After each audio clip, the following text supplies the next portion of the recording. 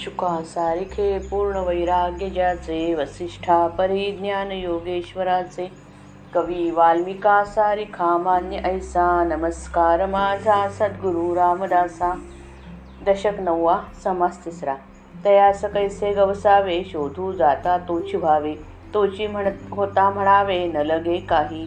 देही पाहता दिसेना, तत्वे शोधिता भासेना, ब्रह्मा हे निवडेना काही केल्या. दिसतो तरी देहधारी, परी काहीच नाही अंतरी. तयास पाहता वरी कळेल कैसा, कळाया शोधावे अंतर, तव तो नित्य निरंतर. जयास धुंडिता विकार, निर्विकार होती, तो परमात्मा केवळ. तयास नाही मायामळ, अखंड हेतूचा विटाळ झालाच नाही. ऐसा जो का योगीराज, तो आत्मा सहजची सहज. पूर्ण ब्रह्म वेद बीज, देहाकारे कळेना. देह भाविता देहची दिसे, परी अंतरी अनारिसे असे. तयास शोधिता नसे जन्म मरण, जयास जन्म मरण व्हावे, ते तो नवेची स्वभावे. नाहीच ते आणावे कोठून कैसे, निर्गुणास जन्म कल्पिला, अथवा निर्गुण उडविला, तरी उडाला आणि जन्मला आपला आपण.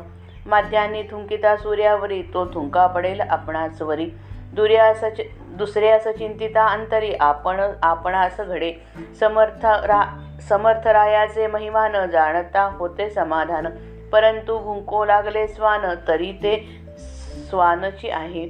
ज्ञानी तो सत्यस्वरूप, अज्ञान देखे मनुष्यरूप. भावासारिखा फळद्रूप, देव तैसा. देव निराकार निर्गुण, लोक भाविती पाषाण. पाषाण फुटतो निर्गुण, फुटेल कैसा. देव सदोदित संचला, लोकी बहुविध केला, परंतु बहुविध झाला हे तो घडेना. तैसा साधू आत्मज्ञानी, बोधे संपूर्ण समाधानी. विवेके आत्मनिवेदनी, आत्मरूपी. जळोन काष्ठाचा आकार, अग्नी दिसे काष्ठाकार. परी काष्ठ होईल हा विचार, बोलोच नये. कर्पूर असे तो जळता दिसे, तैसा ज्ञानी देह भासे. तयास जन्मविता कैसे, कर्दळी उदरी. बीज भाजले उगवेना, वस्त्र जळाले उकलेना. ओघ निवडेना गंगेमध्ये, ओघ गंगे मागे दिसे, गंगा एक देसी असे. साधू काहीच न भासे, आणि आत्मा सर्वगत. सुवर्ण नवे लोखंड, साधूस जन्म थोतांड. अज्ञान प्राणी जडमूढ, तयास हे उमजेचिना. अंधास काहीच न दिसे, तरी ते लोक आंधळे कैसे. सनपाते बरळतसे संपाती. जो स्वप्नामध्ये भ्याला, तो स्वप्न भये ओसणला. तये भये जागत्याला केवी लागे. मुळी सर्पाकार देखिली, एक भ्याला एके ओळखली. दोघांची अवस्था लेखिली, सारखीच कैसी. हाती धरिता ही डसेना, हे एकास भासेना. तरी ते त्याची कल्पना, तयासीच बाधी. विंचू सर्प डसला, तेने तोची जाकळला. तयाचेनी लोक झाला, कासा विस कैसा. आता तुटला अनुमान, ज्ञानियास कळे ज्ञान. अज्ञानास जन्म मरण, चुकेची ना. एका जाणण्यासाठी लोक पडिले अटाटी. नेणपणे हिंपुटी होती जन्म मृत्ये. तेची कथानुसंधान, पुढे केले परिच्छिन्न. सावधान सावधान म्हणे वक्ता, त्याला सापडवणे किंवा हस्तगत करणे सोपे नाही. जो त्या शोधाला जातो, तो स्वतःच ते रूप बनतो. आपणच तदाकार झाल्यावर बोलणे, चालणे, शोध घेणे वगैरे सगळे काही खुंटते, बाकी काही उरतच नाही. देहामध्ये त्यास पाहायला जावे तर तो तेथे नसतो, म्हणून देहामध्ये तो आढळत नाही. पंचमहाभूतांमध्ये त्याचा शोध घेतला तर तेथे तो अनुभवास येत नाही. ब्रह्मरूप होऊन ब्रह्मामध्ये तो असतो खरा, पण वाटेल ते केले तरी स्वरूपाहून वेगळे काढून त्यास कधी पाहता येत नाही. बाहेरून पाहावे तर सामान्य माणसासारखा तो देहधारी दिसतो, पण त्याच्या अंतर्यामी मी देह आहे ही जाणीव मुळीच नसते. म्हणून त्याच्या देहामध्ये जीवाची वस्ती नसते. एका अर्थाने त्याचा देह रिकामा असतो. अशा ज्ञानी पुरुषाला नुसते वरवर पाहिले तर त्याची आतील अवस्था ध्यानात येणार नाही. तो खरा कसा आहे हे कळण्यासाठी त्याची अंतरस्थिती शोधून पाहावी. ती शोधल्यास असे कळेल की तो सदा सर्वकाळ शाश्वत वस्तू असतो, स्वस्वरूपाशी तदाकार झालेला असतो. त्याचा शोध घेता घेता आपलीच देहबुद्धी नाहीशी होते. आणि आपण स्वतः निर्विकार सद्वस्तू बनतो. तो शुद्ध व केवळ परमात्मा स्वरूपच असतो. त्याच्या ठिकाणी मायेचा मल असत नाही. कोणत्याही संकल्पाचा त्यास कधीही स्पर्श होत नाही. अनुभवाच्या अशा उच्च पातळीवर स्थिर राहणारा योगीराज अगदी सहजपणे आत्मस्वरूप असतो. वेदाचे मूळ असणारा आणि पूर्ण ब्रह्मस्वरूप झालेला तो ज्ञानी त्याच्या देहावरून ओळखता येणे शक्य नाही. देहाच्या दृष्टीने पाहावे तर तो सामान्य देहधारी माणूस वाटतो, पण त्याची आतील स्थिती सगळी अगदीच निराळी असते. तिचा शोध घेतला तर त्यास जन्ममरण नाही हे समजून येते. अविद्येमुळे जीवपण येते आणि जीवपणामुळे जन्ममरण भोगावे लागते. ज्ञानीपुरुषाची अविद्या आणि जीवपणा स्वरूप साक्षात्कारामुळे आपोआप नाहीसे होतात. जीवाच्या मागे जन्ममरण लागते.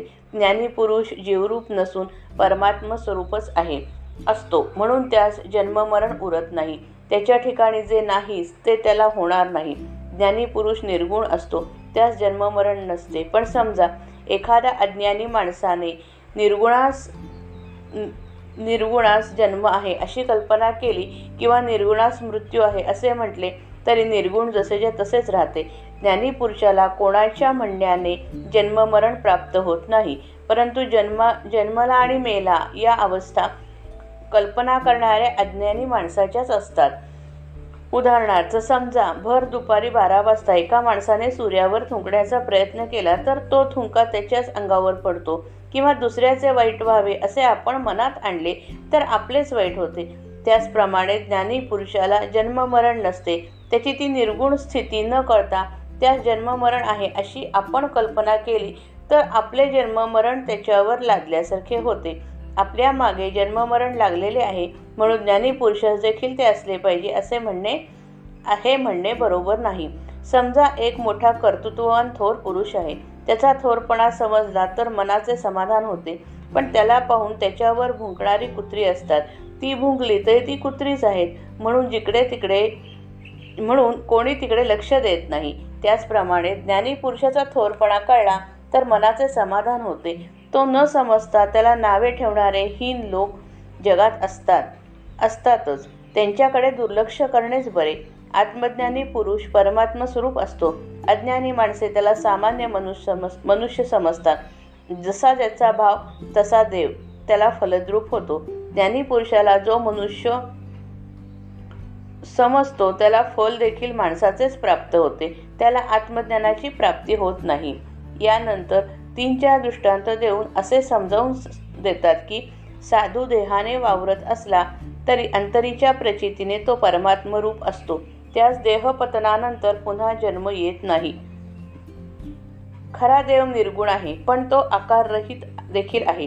सामान्य लोक पाषाणामध्ये त्याची भावना करतात. पाषाण तर फुटतो, निर्गुण देव फुटणे शक्य नाही. देव सगळीकडे गच्चपणे भरून आहे. तो अगदी एकच एक आहे. सामान्य लोक त्याला अनेकपणाने भजतात, एकाला अनेकपण देतात. एकच एक असणारा देव अनेक होणे शक्य नाही. तसेच साधू आत्मज्ञानी असतो. त्या ज्ञानाने तो संपूर्ण समाधानी असतो. निधिध्यासाने अनन्य होऊन तो आत्मस्वरूपाकार बनतो. एखादे लाकूड अग्नीने जेव्हा जळते तेव्हा अग्नीला त्या लाकडाचा आकार येतो, पण अग्नी लाकूड कधीच होत नाही. त्याचप्रमाणे साधूचे ब्रह्मज्ञान त्याच्या देहात राहते ही गोष्ट खरी, परंतु त्याचे ज्ञान देहरूपी केव्हाही होत नाही. ते देहावर अवलंबून राहत नाही. साधू पुरुषाच्या देहावर त्याच्या ज्ञानाची कल्पना करता येत नाही. कापूर असतो, तो जळताना दिसतो, पण पुन्हा तो कर्दळीच्या पोटात उत्पन्न होत नाही. त्याचप्रमाणे आत्मज्ञान धारण करणारा ज्ञानी पुरुषाचा देह दिसतो, पण एकदा तो पतन पावला की ज्ञानी पुरुषास पुन्हा जन्म येत नाही. बी भाजले की ते उगवत नाही. वस्त्र जळले की ते उकलत नाही. एखादा ओढा गंगेला मिळाला की परत निराळा काढता येत नाही. गंगेला मिळाल्यानंतर ओढा गंगारूप होऊन जातो, पण गंगा एकादेशी आहे, स्थलकालांनी मर्यादित आहे, म्हणून गंगेला मिळायच्या आधी ओढा वेगळेपणाने दिसत राहतो. साधूची स्थिती जरा निराळी असते. आत्मा सर्वदेशी आहे, सर्वव्यापी आहे. त्या स्थलकालांच्या मर्यादा नाहीत. आत्मस्वरूपाशी तदाकार होण्यापूर्वी साधू वेगळेपणाने असतो खरा, पण एकदा का तो स्वरूपाकार झाला म्हणजे त्याचे काही शिल्लक उरत नाही. याच्या ठिकाणी पूर्वीच्या अज्ञान अवस्थेचा मागमूस चुकून सुद्धा सापडत नाही. अशा दृष्टीने गंगेचा दृष्टांत साधूची स्थिती वर्णन करण्यास उणा पडतो. सुवर्ण म्हणजे सर्वोत्तम धातू, तर लोखंड म्हणजे सर्वहीन धातू होय. सुवर्णाचे गुणधर्म निराळे तर लोखंडाचे गुणधर्म निराळे असतात. त्याचप्रमाणे साधू हा सुवर्णासारखा आहे, तर सामान्य अज्ञानी माणूस लोखंडासारखा समजावा. सामान्य माणसास पुन्हा पुन्हा जन्म घ्यावा लागतो, परंतु साधूला पुन्हा जन्म नसतो. सामान्य अज्ञानी व मूर्ख माणसांना काही केल्याहे उमजत नाही. आंधळ्या माणसास स्वतःला काही दिसत नाही, म्हणून इतर सर्व माणसांना आंधळेपणाने काही दिसत नाही असे म्हणता येणार नाही. संनिपात ज्वरामध्ये माणूस वाटेल तसे बडबडतो, त्याचप्रमाणे अज्ञानी माणूस साधूबद्दल काहीतरी बडबडतो. एका माणसाला भयानक स्वप्न पडले, त्यामुळे तो घाबरला आणि मोठ्याने ओरडला. जागा असणाऱ्या माणसाला ते भय वाटणार नाही. सर्पाचा आकार असलेली एक झाडाची मुळी पडली होती. दोघांनी ती पाहिली. एकाला तिचे भय वाटले, पण दुसऱ्याने तिला मुळी म्हणून ओळखले. या दोघांची अवस्था सारखीच आहे असे म्हणता येत नाही. एक भ्यालेला असतो तर दुसरा निर्भय असतो. ती मुळी हातात धरली तरी चावत नाही हे भ्यालेल्या माणसाला पटत नाही, खरे वाटत नाही. ती मुळी नसून तो साप आहे ही त्याची कल्पना त्याला बाधते. हे जसे घडते त्याचप्रमाणे मिथ्या देहाला जो अज्ञानामुळे सत्य मानून चालतो त्याला दृश्याचे भय बाधते. त्याच्या मागे जन्ममरण लागते, पण सारे दृश्य मिथ्या आहे, स्वप्नवत आहे अशी खात्री होऊन जो आत्मस्वरूपाशी चिकटला त्याला संपूर्ण निर्भयता येते. त्याचे जन्ममरण नाहीसे होते. ज्या माणसाला साप किंवा विंचू चावतो त्यालाच ते विष बाधते व तो कासावीस होतो. त्या विषाने इतर लोक कासावीस होत नाहीत. त्याचप्रमाणे जो माणूस अज्ञानाने भारला गेला आहे त्याला जन्ममरणाचे भय बाधते. जो ज्ञानी पुरुष आहे त्याला ते भय उरत नाही. इतके सांगितल्यावर श्रोत्यांचे समाधान झाले. आता श्रोत्याने काढलेल्या शंकेचे निरसन झाले. जो स्वतः ज्ञानी असतो त्यालाच ज्ञानी पुरुषाची अवस्था आकलन होते. जो अज्ञानी असतो त्याचे जन्ममरण मात्र चुकत नाही. आपणास ज्ञान प्राप्त व्हावे यासाठी सारे लोक खटपट करीत असतात, पण अज्ञानामुळे त्यांचे जन्म मृत्यू काही चुकत नाहीत आणि त्यापायी त्यांना दुःख भोगावे लागते. हाच विषय पुढे अगदी स्पष्ट करून सांगितला आहे, म्हणून श्रोत्यांनी फार फार लक्ष द्यावे अशी वक्ता विनंती करतो. श्रीराम जय राम जय जय राम.